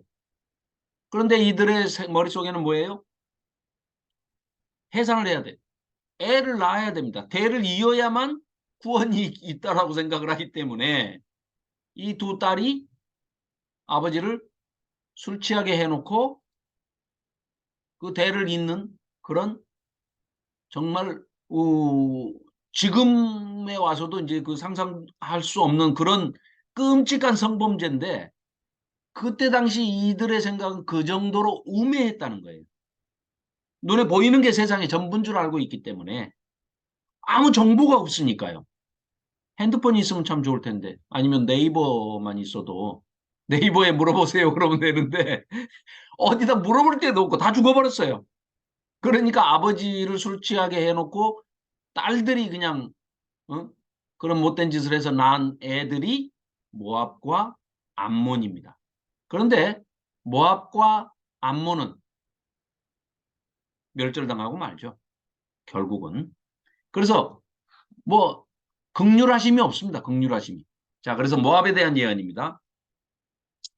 1절 모압에 대한 경고라. 모압에 관한 이 경고는 그냥 뭐 별로 이렇게 시간 우리가 뭐 쓸 필요가 없습니다. 자, 모압이 멸망할 때 유다로 피한 자들은 그래도 그나마 은혜를 입을 수 있다. 이런 얘기고. 자, 16장도 이어서 모압에 대한 얘기입니다. 모압이 통곡하고 근심하리라. 16장 6절 한번 볼까요? 우리가 모압의 교만을 들었나니. 자, 모압이 멸망하는 이유가 뭐라고요? 교만. 망하는 이유가 교만이라는 거예요. 그래서 교만은 패망의 선봉이다. 앞잡이다. 패망의 앞잡이다. 그러니까 교만하고 자만하고 오만하고 이런 것들이 항상 하나님에게는 멸망의 이유가 되는 겁니다. 하나님께서 제일 싫어하시는 게 뭐라고요? 교만. 교만입니다. 우리 14장에서 봤지만 뭐예요? 계명성 한없이 높아지려다가 어디까지 높아진다고요? 하나님 보좌까지 올라가려고 하던 사탄이, 계명성에 비유되는 사탄이 하루아침에 빛을 잃고 땅으로 떨어져서 쫓겨났어요. 그게 사탄입니다. 얼마나 유명하냐? 사람들이 다 알아. 애들도 다 알아요. 인터넷도 없는 시대에. 그 당시에 이미 다 알고 있어요. 사탄이 까불다가 하루아침에 하나님처럼 높아지려다가 쫓겨났다. 그 말을 이렇게 길게 안 하고 두 글자로 줄이면 교만. 사탄이 교만해서 망했다. 끝. 그 얘기입니다. 그런데 모압도 6절에 그렇다는 얘기입니다. 그 밑에 같은 단어를 반복해서 쓰지 않기 위해서 이 사람들은 이제 이렇게 거만하며 교만하며 분노함도 들었거니와 그의 자랑이 헛되다. 이런 식으로 이제 쭉 얘기를 하죠. 마찬가지입니다. 모압이 그 산당에서 피곤하도록 12절입니다. 봉사하며 자기 성소에 나가 기도할지라도 소용없어. 기도도 안 받으시겠다. 이런 얘기를 하시죠. 12절에. 그래서 모압과 암몬은 끝입니다. 자, 17장에 넘어가서는 다메섹에 대한 경고입니다. 다메섹은 다마스커스 지금도 있죠. 그게 아람 나라입니다. 아람 나라. 그러니까 예수님도 말을 히브리어와 아람어가 이렇게 섞여진 그런 말을 쓰셨죠. 이를테면 우리 어렸을 때만 해도 일본어를 많이 썼어요. 45년도에 해방이 됐는데 45년 이전에 태어난 우리 형제들 뭐 이런 분들은 거의 뭐 일본어로 교육을 받았기 때문에 일본어 쓰시잖아요. 한국말로 뭐 거의 뭐 섞어서 쓰고 그 잔재가 지금 뭐 100년이 거의 지났어도 지금까지도 이렇게 그 잔재가 남아 있잖아요. 그런데 아람은 북쪽에 딱 붙어가지고 이 다메섹이라고 지금 하는 다메섹은 아람 나라의 수도입니다. 그 다메섹 하면은 제일 먼저 떠오르는 게 바울이 부활하신 예수님, 승천하신 지 4년 만에 바울 앞에 그냥 딱 부활하신 예수님이 나타나시죠. 아, 하늘로 승천하신 지가 4년이 지났는데 그냥 얼마나 강렬한 빛으로 눈이 멀어버리잖아요. 바울이. 그때 다메섹에서 말 타고 예수 믿는 사람들 잡아 죽이러 그 다니는 바울에게 부활하신 예수님이 빛으로 나타나셔가지고 바울이 눈을 멀잖아요. 그 유명한 데가 다메섹입니다. 지금도 있습니다. 다마스커스라고 그러죠. 예. 자, 다메섹에 대한 경고입니다. 마찬가지입니다. 다메섹도 장차 성읍도 이루지 못하고 무너진다. 까불지 마라. 그런 얘기죠. 자, 14절. 보라, 저녁에 17장 14절입니다. 보라, 저녁에 두려움을 당하고 아침이 오기 전에 그들이 없어졌나니. 하루아침에 없어져 버린 건데요. 이는 우리를 노력한 자들의 몫이요 우리를 강탈한 자들의 보응이니라. 하루아침에 없어진 18만 5천 명. 너무나 유명한 얘기가 돼버린 거죠. 이제 역사책에는, 과거의 고대 역사책에는 뭐라고 돼 있냐면 패스트균이 창궐 해가지고 하루아침에 18만 5천 명이 죽었대요. 그 역사를 쓴 사람들은 뭐겠어요? 하나님을 모르는 사람들이죠. 아무리 패스트가 한다고 해서 하루아침에 18만 5천 명이 죽겠습니까? 그런데 성경은 그대로 아주 그냥 있는 그대로 묘사하고 있지 않습니까? 18만 5천 명이 하루아침에 죽는 겁니다. 자, 그래서 다메섹의 멸망에 대해서 얘기하고요. 18장에서는 구스에 대한 여호와께서, 구스는 이디오피아입니다. 이디오피아, 지금으로 말하자면 이디오피아, 구스. 그 전에 솔로몬 때 그 시바의 여왕이 올라왔었죠. 그 여인이 구스 여왕입니다. 구스. 그래서 올라와가지고 솔로몬한테 씨를 하나 받아서 가죠. 거기 이제 그렇게 묘사가 돼 있죠. 진술이 어떻게 돼 있냐면, 아는 사람들은 알고 모르는 사람은 모르게 돼 있죠. 그런데 그 성경을 자세히 읽어보면 원하는 것을 얻어서 갖고 내려갔다고 그래요. 스바의 여왕이, 구스 여왕이 씨를 얻어간 겁니다. 그래가지고 난 왕자가 메네릭이라는 왕자입니다. 그래서 메네릭 왕조가 생기죠. 구스에. 지금 우리가 이디오피아 그러면 굉장히 못 사는 아프리카 조그만 나라 이렇게 생각하시지만 아닙니다. 한때 엄청난 강국이었고요. 이 이디오피아가요, 인구가 1억이 넘습니다. 세계에서 13번째로 인구가 많은 나라고요. 한때 굉장히 잘 살았습니다. 우리나라의 유엔 그 6.25 동란 때, 6.25 때도 유엔군으로 파견돼서 온 나라가 이디오피아입니다. 이디오피아 그 또 유명한 사람 있죠. 마라톤 선수 아베베, 아디오스 아베베. 예. 그 구스가 이 당시 상당히 컸던 나라고, 그 또 스바의 여왕, 그리고 스바의 여왕과 솔로몬 사이에서 난 아들 메네릭이 왕이 돼서 메네릭 왕조가 세워지고, 그 이후로 그래서 기독교 복음화율이 굉장히 높습니다. 이디오피아는. 그런데 이제 뭐 여러 가지 우여곡절 끝에 역사적으로 이제 지금은 아주 못 사는 나라가 됐죠. 자, 구스에 대한 예언입니다. 그리고 이제 이 애굽, 이집트, 아수르, 바벨론, 페르시아의 이제 이 침략, 그리고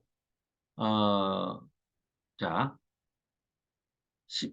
18장 여기 지금 이제 슬프다 이런 그 시적인 언어들이 이제 먼저 선포되면서 나오는데, 이게 에카 이런 뜻이거든요.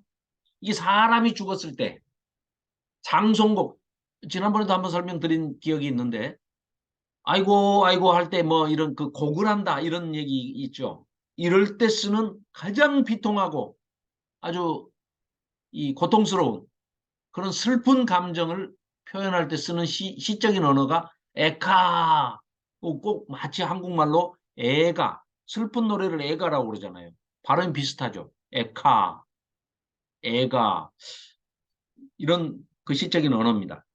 자, 그래서 결국은 7절에 보시면 그때 강들이 흘러 나누인 나라에 장대하고 준수한 백성, 곧 시초부터 두려움이 되며 강성하여 대적을 밟는 백성이 만군의 여호와께 드릴 예물을 가지고 만군의 여호와의 이름을 두신 곳 시온산에 이르리라. 이런 때가 안 왔죠. 그러면은 이런 때는 언제 이루어지느냐? 바로 천년왕국 때 이루어질 얘기를. 그러니까 지금 이사야 선지자한테 보여지는 이 이사야 선지자가 내다보는 것은요, 어마어마하게 이 스펙트럼이 굉장히 넓습니다.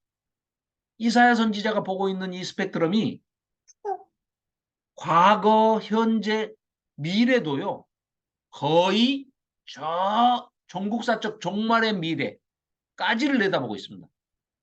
그러다 보기 때문에, 그러다 보면 이 이사야 선지자가 그 상당한 그 이 광대한 것을 지금 내다보고 예언을 받고 또 실제로 천상에서 벌어지는 어전 회의에 거기에 직접 그 참석해서 그 광경을 직접 눈으로 목도하고 또 그게 한 번, 두 번이 아닙니다. 우리가 잘 읽어보면 그 후반부에 가서도 또 그 어전 회의를 또 목격하는 장면이 또 나와요.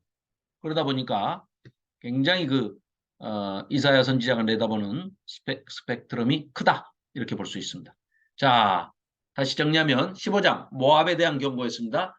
모압을 황폐하게 멸망시키실 것이다. 16장도 역시 마찬가지입니다. 16장도 하나님께서 모압이 3년 안에 능욕을 당할 것이다. 이렇게 경고하고 있으시죠. 그리고 다메섹과 구스에 대한 경고인데 다메섹과 에브라임을 멸하실 것이다. 에브라임은 뭐예요? 이스라엘, 북이스라엘을 얘기하고 있는 거죠. 그렇죠? 에브라임 하면은 요셉의 둘째 아들인데 므낫세 에브라임인데 장자로 임명을 받았었죠. 그렇기 때문에 에브라임이 그래서 되게 에브라임이 질투가 많아요.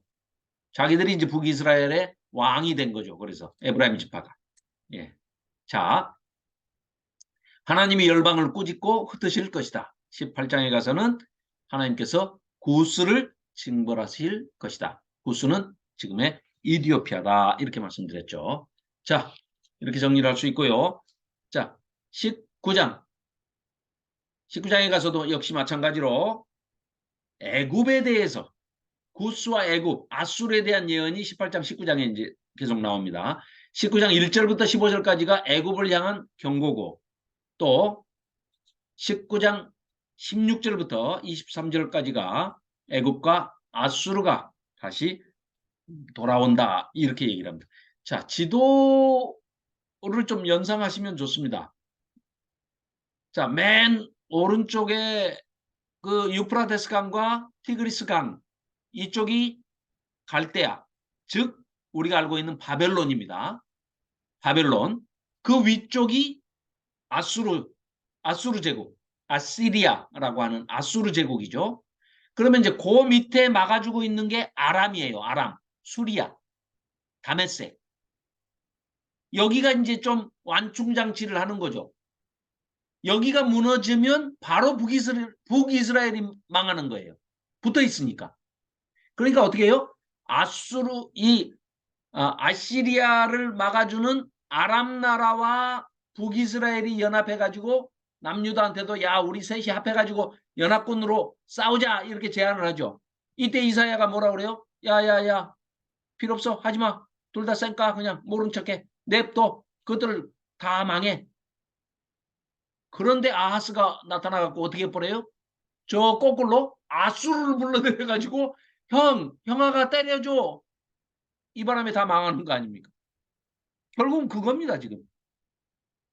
그러니까 자, 아시리아가 수리아를 아랍 나라를 때리면 북이스라엘은 그냥 바로 연쇄작용으로 넘어지게 돼 있고 북이스라엘 넘어지고 그 다음에는 남유다까지 이제 그러니까 남유다에 있는 46개 성을 다 점령해버리고 예루살렘 하나만 똥당 남겨놓고 지금 다 둘러싸고 있었지 않습니까? 히스기야 때.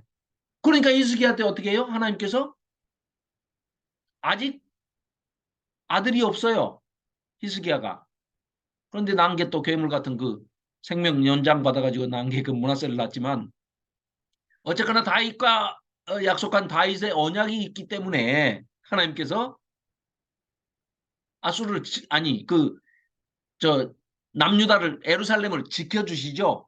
그 사건이 뭐예요? 하룻밤에 18만 5천 명을 시체를 만들어서 쫓아내버리고 결국 가서 자기 나라에 돌아가서 아들이 칼로 쳐 죽여버리고 아들이 왕이 돼버리지 않습니까? 그런 이제 아수르가 멸망하는데 그게 남유다까지 무너지면 어디까지 내려갑니까? 바로 밑에 애굽 있잖아요, 애굽. 이스라엘 바로 밑에 애굽 있지 않습니까? 그러니까 애굽까지 쭉 밀고 내려와 버리는 거예요. 이제 그 배경이 있는 거죠. 이제 그 지도를 항상 이렇게 연상하시면 이해하시기가 훨씬 좋습니다. 자, 19장도 마찬가지입니다. 19장. 우리가 눈여겨봐야 될 것이 16절부터 한번 보겠습니다. 여기 이제 20절부터 나왔는데 16절부터 보면 자, 19장 16절 보면 그날에 이렇게 나오죠. 애굽 사람들이 하나님께 경배하게 될 것이다 하면서 그날에 이렇게 하는데 그런 날이 왔습니까? 안 왔죠. 또 마찬가지입니다. 18절도 그날에 이건 종말의 때를 얘기하고 있는 겁니다. 그래서 내용을 읽어보시면 애굽 땅에 가나안 방언을 말하며 만군의 여호와를 가리켜 맹세하는 5 성읍이 있을 것이며 그중 하나를 멸망의 성읍이라 칭하리라. 그날에 그 애굽 땅 중앙에는 여호와를 위하여 제단이 있겠고 이런 거 이루어지지 않았잖아요. 성취된 적이 없잖아요. 그죠? 이게 언제 된다고요? 종말의 때, 천년왕국 때. 그때 이렇게 될 것이다. 자, 20절. 이것이 애굽 땅에서 만군의 여호와를 위하여 징조와 증거가 되리니 이는 그들이 그 압박하는 자들로 말미암아 여호와께 부르짖겠고 여호와께서는 그들에게 한 구원자이자 보호자를 보내사 그들을 건지실 것임이라. 21절 여호와께서 자기를 애굽에 알게 하시리니 그날의 애굽이 여호와를 알고 재물과 예물을 그에게 드리고 경배할 것이요 여호와께 서원하고 그대로 행하리라. 그날에 이스라엘이 애굽과 및 아수르와 더불어 셋이 세계 중에 복이 되리니. 그러면서 또 23절에도 22절 여호와께서 애굽을 치실지라도 치시고는 고치시고 그들이 여호와께로 돌아올 것이고 이런 일이 지금 일어나지 않았죠. 자, 여호와께서 그들의 간구함을 들으시고 또 그것도 고쳐주신대요. 23절 그날에 애굽에서 아수르로 통하는 대로가 있어 아수르 사람은 애굽으로 가겠고 애굽 사람은 아수르로 갈 것이며 애굽 사람이 아수르 사람과 함께 하나님을 경배한답니다. 이런 일이 언제 벌어진다고요? 24절 그날에 또 이스라엘 애굽 아수르가 더불어 세계 중에 이런 일은 아직까지 일어나지 않았고 이 당시에도 일어나지 않았고 마지막 종말의 때에 천년왕국 때에 가서야 이루어질 일이라는 겁니다. 자, 이런 얘기가 반복해서 모든 나라들을 심판하시는데 이런 얘기가 반복돼서 나오는 것은 결국은 이런 얘기입니다. 무슨 얘기냐? 이방인의 순례사상이라는 게 있어요. 이방인의 순례사상. 그게 뭐냐? 이스라엘이 나중에 회복이 돼가지고 하나님께서 마지막에 종국사적 종말에 가서는 이스라엘을 천년왕국으로 다시 회복시켜 주시고 구원의 은혜를 베풀어 주신다는 거예요. 자, 지금은 이방인들이 목적이 아니었고 이스라엘이 구원의 첫 번째 1차 대상이었어요. 예수님도 그러니까 그렇게 말씀하시잖아요. 시르 페니키아, 우리 성경에는 수로보니게라고 돼 있는 그 수로보니게 여인이 그 좀 고쳐달라고 그러니까 뭐라고 그래요? 예수님께서 나는 이스라엘 백성을 구하러 왔지 개들을 이방의 개들을 이방인들 개라고 취급해요. 유대인들은. 그러니까 개를 구하러 온 게 아니다. 그러니까 그 수로보니게 시르 페니키아 여인이 이방 여인이 뭐라고 그래요? 개도 주인이 먹던 상 밑에서 부스러기 그 떨쳐주는 걸 먹지 않습니까? 그렇게 또 재치 있게 대답을 해요. 그러니까 예수님께서 뭐라고 그래요? 그래, 네 믿음이 너를 구원하였도다. 가라, 네 딸이 나았도다. 이렇게 은혜를 베풀어 주시죠. 이방인에 대한 구원도 예표적으로 예수님이 보여주시는데 그 말씀에는 뭐예요? 궁극적으로는 이방인도 구원을 하시겠지만 1차적인 거는 예수님이 우선 이스라엘 백성을 먼저 구원하려고 하시는데 이스라엘 백성이 말을 안 들어요. 그래서 이방인들이 우리가 먼저 구원받게 되고 마지막에 가서 그렇다고 해서 하나님께서 이스라엘 백성을 다 지옥 보내시느냐? 아니라는 거죠. 하나님이 택하신 백성이고 제일 먼저 이스라엘의 조상이 되게 믿음의 조상이 되게 하신 분은 누구예요? 아브라함이지 않습니까? 그래서 믿음의 조상인 아브라함을 택하셔가지고 그 구원 역사를 이루어 가시는데 이방인인 우리가 이스라엘 백성들이 안 믿다 보니까 덕분에 우리가 복받은 거죠. 쉽게 비유하자면 집에서 맛있는 음식을 만들어 가지고 아들한테 막 먹으라고 하니까 애가 장난감만 갖고 놀고 안 먹어 안 먹어 하고 막 도망댕겨. 엄마는 밖으로 가고 숟가락 들고 막 쫓아다니면서 한 입만 더 먹어 하면서 따라댕겨요. 그러니까 안 먹어. 그래? 그러니까 문을 열고 요즘 같으면 뭐 아파트니까 안 통하겠지만 옛날 같으면 문을 열고 동네 바깥에다 대고 얘들아 우리 집에 맛있는 거 있으니까 다 먹으러 와라. 그러니까 동네 애들이 지 친구들이 전부 와가지고 주세요 저 주세요 저 주세요 하니까 아나 여기 먹어라 하고 막 얘도 먹여주고 쟤도 먹여주고 막 하니까 그 집 아들이 뭐라 그래요? 울면서 와가지고 엄마 나도 먹을래 하고 온다는 거예요. 그래서 이스라엘 백성들을 마지막에 구원하는 데가 어디라고요? 천년왕국 때. 뭐 장소, 시간 그게 꼭 규정 지어진 건 아니지만 천년왕국 때에 이스라엘의 구원이 이루어진다. 그걸 묘사를 하는데 그때가 아까 서두에 말씀드린 이방인의 순례사상. 그래서 저 뒤에 가서 보면 60장이던가요?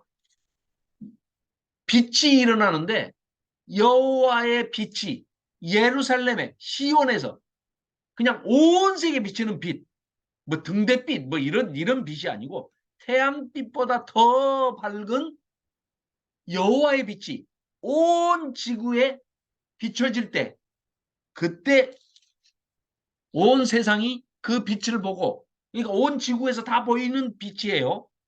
이 빛이 어디서 오는가? 봤더니 예루살렘에서 오는 거예요. 그러니까 모든 이방인들이 자기가 가지고 있는 금은보화를 다 재산을 다 팔아가지고 금은보화로 사서 그 보석을 들고 예루살렘으로 온다는 거예요. 그래서 예수님께, 여호와께 그걸 바치면서 하나님께 영광을 돌리는 그 장면이 묘사되어 있는 것이 바로 60장입니다. 60장. 저 뒤에 60장 1절에 보면 일어나라 빛을 발하라 이방인의 순례사상을 얘기하고 있는 겁니다. 그러니까 지금 계속해서 천년왕국 때 이런 일들이 일어날 것이다. 그날에 하면서 계속해서 이사야 선지자가 얘기하고 있는 것은 바로 이런 것들이 결국은 어디로 집약된다고요? 60장에 지금 1절에 나와 있는 이 곳으로 집약이 돼서 이때에 이방인들이 전 세계에 있는 이방인들이 다 예루살렘의 이 빛을 보고 하나님을 경배하고 하나님께 영광을 돌리기 위해서 다 몰려든다. 이것이 이방인의 순례 사상입니다. 네. 그래서 그 60장 1절이 바로 그런 내용입니다. 보라 어둠이 그러니까 내 빛이 이르렀고 여호와의 영광이 내 위에 임하였음이니라. 이거 어마어마한 선포가 이제 이루어지는 거죠.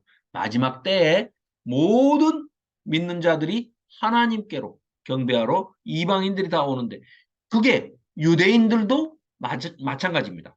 그래서 여기에 보면 뭐 네 하는 게 이렇게 표시해 보면은요. 네, 60장이 뭐 어마어마하죠. 이 숫자를 세다가 말았는데 네, 54회 나온답니다. 여기 써졌네. 유라는 단어가 54회 나온답니다. 그러니까 예루살렘을 의인화해가지고 인격화해서 사람처럼 그러니까 지금까지는 너희에게 그 안 주어졌지만 천년왕국 때 이루어지지 않았지만 천년왕국 때 이루어질 그 일을 이스라엘을 의인화시켜가지고 이렇게 너 내 위에 내 빛으로 뭐 하면서 쭉 나오죠. 이 60장 굉장히 장엄하면서도 마지막에 은혜를 주시는 그런 내용입니다. 자, 그래서 19장이 이제 다시 돌아와서 19장이 어떤 내용이라고요? 애굽과 아수르도 회복이 된다. 근데 언제요? 천년왕국 때. 천년왕국 때 회복이 된다 하는 그런 내용입니다. 가만히 있죠. 화면이 안 바뀌었네요.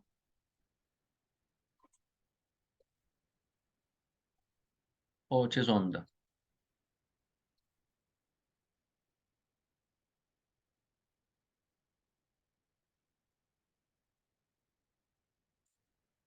어,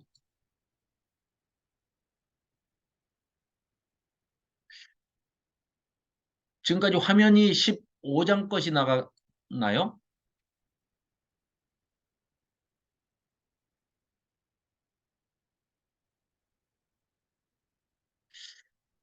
아, 이게 또 문제를 일으키네.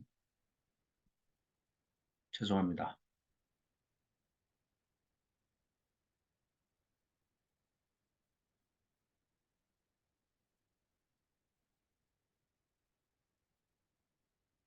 이게 또 왜,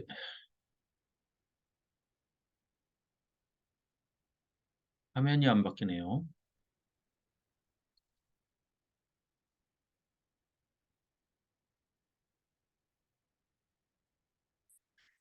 항상 문제네. 오늘 그만하라고 그러나?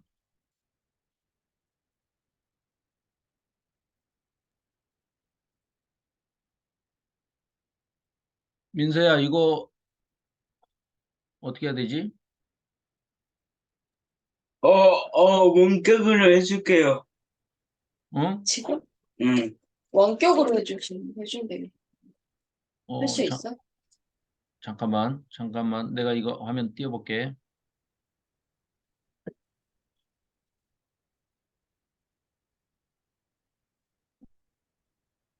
나오니?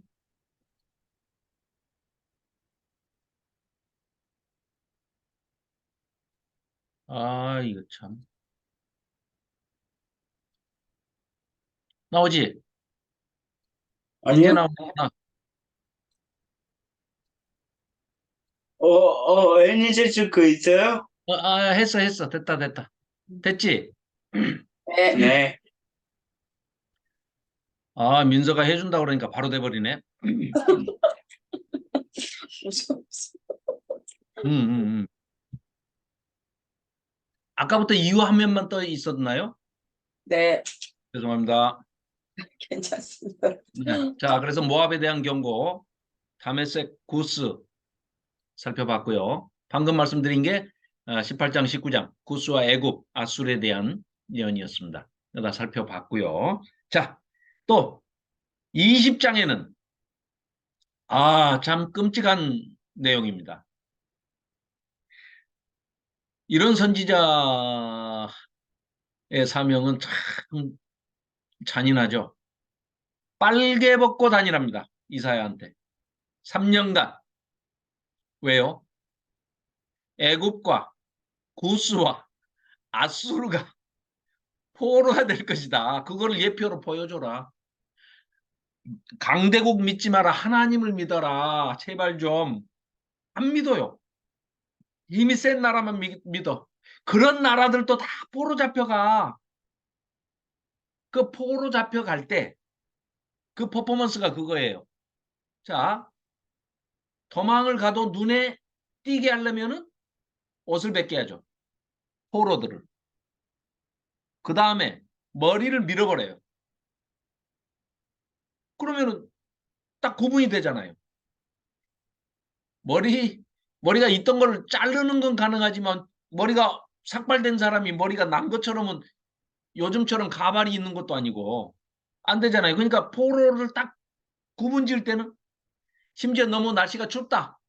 그래서 옷을 벗겨서 가다가는 이제 뭐 얼어 죽을 수 있겠다 이러면은 엉덩이만 잘라냅니다. 이렇게 옷을.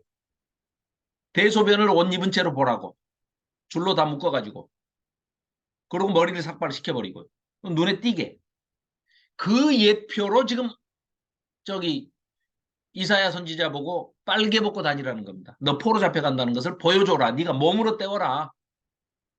괜히 그 천상회의하는데 그 이사야가 저를 보내소서 하면서 막 누가 갈고 하니까 저를 제가 여기 있나이다 뭐 노래도 만들어서 막 부르죠. 큰일 납니다. 빨개 벗고 3년 다닐 수도 있습니다. 그러면. 그러니까 예레미야식 선지자가 있고 이사야식 선지자가 있다고 그랬죠. 손들 때 잘 들어야 됩니다. 아유, 조심해야지. 나도 말을 조심해야지. 아닙니다. 이사야 선지자 죄송합니다. 자, 20장은 그런 내용입니다. 자, 20장 짧으니까 읽겠습니다. 아수리의 사르곤 왕이 이제 아수돗을 쳐서 취하던 해입니다. 자, 그때 2절 그때 여호와께서 아모스의 아들 이사야에게 말씀하여 이르시되 갈지어다. 지금 간다 그러니까 네가 가라. 네 허리에서 띠를 허리띠를 이제 배로 이렇게 두르고 있으니까 그걸 끌고 네 발에서 신도 벗어. 그러니까 옷을 다 벗어라 그 말이에요. 그가 그대로 하니까 벗은 몸과 벗은 말로 다니니라. 이렇게 3년을 다닌 거예요. 3절 여호와께서 이르시되 나의 종 이사야가 3년 동안 벗은 몸과 벗은 발로 다니며 애굽과 구스에 대해서 징조와 예표가 되었느니라. 이렇게 포로 잡혀간다는 겁니다. 이와 같이 애굽의 포로와 구스에 사로잡힌 자가 아수르 왕에게 끌려갈 때 아수르가 이게 보통 나라가 아닙니다. 아수르 제국이 그렇죠? 우리 지난번에 그 요나가 그 저 아수르의 수도 니느웨에 그 선교하러 갔다가 그 하기 싫은 거 하러 갔다가 회개해 버렸잖아요. 아유 그래가지고 하나님이 용서해 주시는 바람에 그 멸망할 수 있었는데 나를 죽이십시오 하고 막 그, 깡 부리고 그러잖아요 요나가. 그러다 나중에 이제 반성하고 회개는 하지만 그때 이후로 좀 이제 잠잠했어요. 왜? 요나 덕분에 요나가 와서 회개하라고 그래가지고 멸망을 면했잖아요. 그러기도 하고 내부적으로는 아주 내부적으로 정국이 불안했어요. 아주 정치적인 그 암투와 음모가 너무 많아가지고 자체적으로 내란이 있어가지고 딴 나라 지금 치러 가기가 정신이 없어. 그래서 아수르가 한동안 이 이스라엘과 유다를 건드리지 않았었습니다. 태평성세를 보냈었죠. 하나님 덕분에 또 그 뭐 조금 말을 잘 듣고 이런 터에 조금 지내다가 결국은 아수르가 또 힘이 생기니까 또 내부도 정리가 되니까 어떻게 한다고요? 바로 쳐들어오죠. 그러니까 뭐 이제 수리아, 아람, 뭐 북이스라엘, 막 남유다 막 쳐들어오는 겁니다. 애굽까지. 그 얘기입니다, 지금. 그래서 보십시오. 이와 같이 애굽의 4절입니다. 이와 같이 애굽의 포로와 구스에 사로잡힌 자가 아수르 왕에게 다 끌려갈 때 젊은 자나 늙은 자나 다 벗은 몸과 벗은 발로 볼기까지 드러내. 아까 그 옷을 입어도 볼기짝만 이렇게 파준다는 거예요. 엉덩이 쪽만. 그러니까 그 볼기까지 드러내요. 애굽의 수치를 보이리니 그들이 바라던 구스와 자랑하던 애굽으로 말미암아 그들이 놀라고 부끄러워할 것이라. 그날에 이 해변 주민이 말하기를 우리가 믿던 나라 곧 우리가 아수르 왕에게서 벗어나기를 바라고 달려가서 도움을 구하던 나라가 이같이 되었은즉 우리가 어찌 능히 피하리오 하리라. 뭐예요? 위에서 아수르가 쳐들어온다 그러면 어디로 가서 살려주라 한다고요? 남쪽으로 가서 애굽한테 살려주시오. 애굽이 쳐들어오면 또 북쪽으로 가서 아수르한테 살려주시오. 이거 할 때마다 하나님 가슴이 얼마나 아프겠습니까? 제발 나 회개하고 나한테 돌아오면 다 간단한 일을 하나님은 끝까지 외면하고 불순종하고 신뢰하지 않고 불신하면서 큰 나라를 쫓아다녀요. 네, 웬만하면 정치 얘기를 안 하려고 자제하는데도 안 할 수가 없습니다. 자체적으로 해결을 하고 하나님을 찾으면 되는데 미국 형아가 도와주세요. 뭐 일본 형아가 도와주세요. 이런 대한민국이 돼서는 안 된다는 거죠. 아니 말이 통하는 유일한 나라가 이 지구상에 두 나라가 있습니다.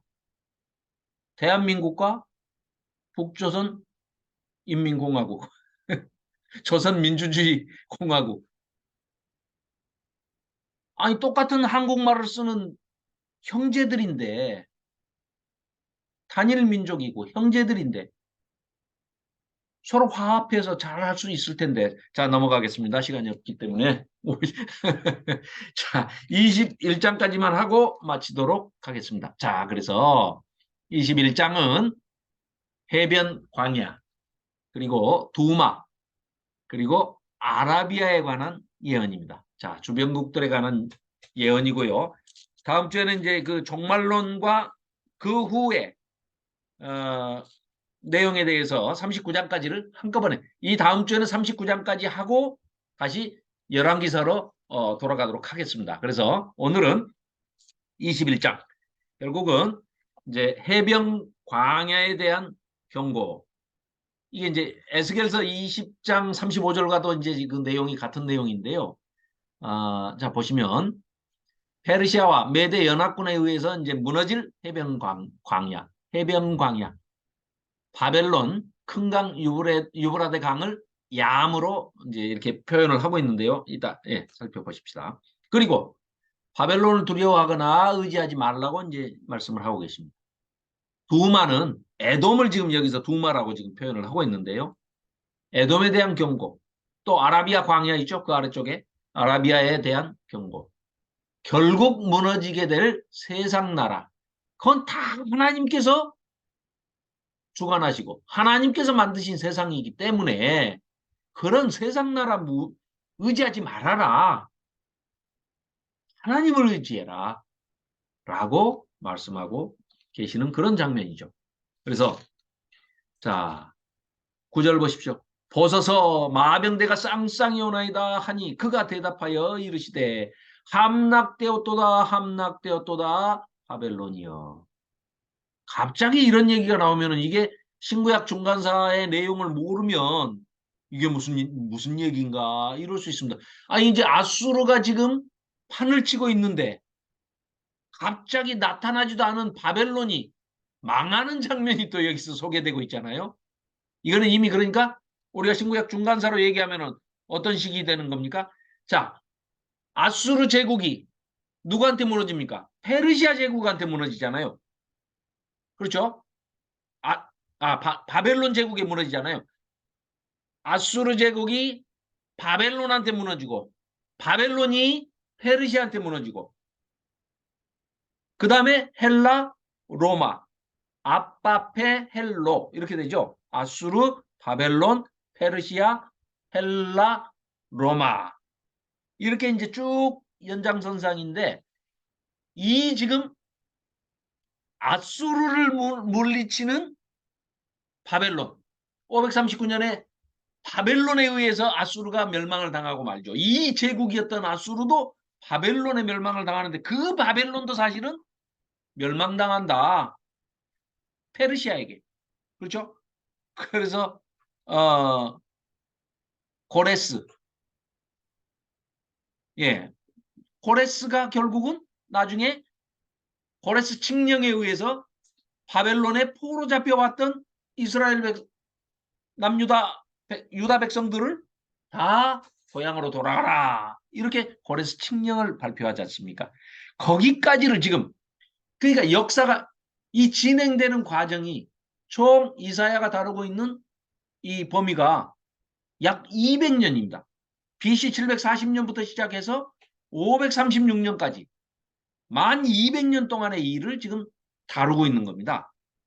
그래서 지금 앞부분 1장부터 39장까지는 BC 740년부터 701년까지 40년, 만 40년의 역사의 기록을 다루고 있지만 사실은 또 그 기록만 그렇게 돼 있지 사실은 이사야 선지자가 좀 더 산다고 봐야죠. 그리고 결국은 므낫세, 여기는 이제 앞에는 표현이 안 돼 있지만 결국은 므낫세에 의해서 순교를 당하는 걸 보면 므낫세 그러니까 약 50년 정도를 이사야가 사역을 했다. 이렇게 보시는 게 정확할 겁니다. 자, 그래서 이런 또 이제 그 신구약 중간사의 문제까지도 이제 언급이 되고 있는데요. 그 뒤에 11절은 두마에 관한 경고. 그리고 두마 아까 에돔이라고 말씀드렸죠. 그래서 세일산이 바로 그 에돔에 있는 산이죠. 세일이 검다 그런 뜻입니다. 자, 그리고 13절부터는 아라비아에 관한 경고라. 그렇죠? 드단 대상이라는 거는 광야 사막 지역을 일컫는 말인데요. 자, 거기 이제 그 낙타, 약대들 몰고 다니면서 대상을 이제 이루고 다니는 그런 곳이죠. 그리고 14절에 대마 땅의 주민들아, 대마는 그 이스마엘의 9째 아들입니다. 대마. 그래서 이제 여기 또 17절에 게달, 이것도 지금 이스마엘. 결국은 뭡니까? 이스마엘의 자손들이 이런 인근에 퍼져나가 가지고 이렇게 했다는 거는 이스마엘은 그 누구죠? 아브라함이 이삭을 낳기 전에 이제 이스마엘을 첩 하갈과 사이에서 이스마엘을 낳죠. 그런데 하나님께서는 아들을 주신다 하면서 안 주셔. 그런데 결국은 이스마엘을 낳고 나니까 13년 뒤에 75세에 나타나신 하나님께서 99세에 나타나셔가지고 네가 내년에 아들을 낳을 것이다. 약속의 자녀를 말씀하시죠. 그게 바로 이삭을 얘기하는 거죠. 그래서 이 약속의 자녀가 이삭이고 이스마엘이 인간들이 그냥 자기들 마음대로 하나님의 뜻을 기다리지 못하고 난 그런 인간의 욕심에 의해서 난 아들이 이스마엘인데 이 이스마엘의 자손들이 이 주변에